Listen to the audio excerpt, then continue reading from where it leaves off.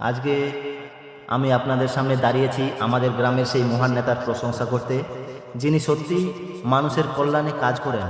আমাদের গ্রামের 10 নং রাজ্য সড়ক, যেটি দিয়ে প্রতিদিন অসংখ্য মানুষ যাতায়াত করে, তার চারপাশে অনেক জঙ্গল জমে গেছিল। গাছপালা এত ঘন হয়ে গিয়েছিল যে একদিক থেকে অন্য দিক দেখা যেত না। এর ফলে প্রতিদিন দুর্ঘটনার আশঙ্কা লেগেই থাকতো। এবং কি 22/8/2025 তারিখে একটি দুর্ঘটনা ঘটেও যায়। বিশেষ করে শিশু ও বৃদ্ধদের জন্য সেই পথ ছিল অত্যন্ত ভয়ের। কিন্তু আমাদের সেই প্রিয় নেতা আনোয়ার আলী করিয়াদার কারো কাছে চাওয়া ছাড়াই নিজ উদ্যোগে সেই জঙ্গল সাফ করেছেন। শুধু রাস্তা পরিষ্কার করেননি, সাধারণ মানুষের নিরাপত্তার জন্য নিজের সময়, শ্রম এবং সম্পদ ব্যয় করেছেন।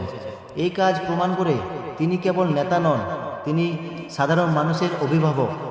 যেখানে অনেকেই শুধু প্রতিশ্রুতি দেন, তিনি সেখানে কাজে প্রমাণ করেছেন। আজ আমরা গর্ব করে বলতে পারি, যে নেতা মানুষের কষ্ট নিজের কষ্ট মনে করেন, তিনিই প্রকৃত নেতা। তাই আসুন সবাই মিলে প্রার্থনা করি বিধাতার কাছে, আমাদের এই নেতাকে যেন বিধাতা সুস্থ রাখেন, শক্তি দেন, যেন তিনি এভাবে মানুষের সেবায় নিজেকে উৎসর্গ করতে পারেন, সেই ক্ষমতা তাকে দেন। ধন্যবাদ সকলকে।